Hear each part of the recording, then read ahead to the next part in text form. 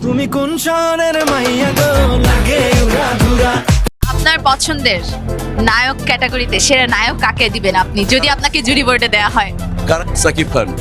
তুফান সিনেমার উড়াধুরা গানে এবার পুরো হারিয়ে গেল এই আফরান নিশোর প্রথম আলো অ্যাওয়ার্ড পুরস্কারটি। একটি গানের টিজার দিয়ে কাঁপিয়ে দিলেন বাংলা ইন্ডাস্ট্রিকে, আর তলিয়ে গেল প্রথমত সমালোচক বেষ্ট অ্যাওয়ার্ড দেওয়া হয়, যা ব্যবসা সাফল্য প্রিয়তমা সিনেমাকে বাদ দিয়ে পুরস্কার দেন সুরঙ্গখ্যাত নায়ক আফরান নিশোকে।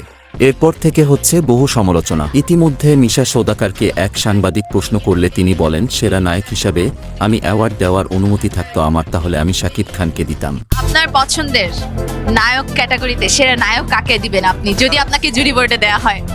সাকিব খান।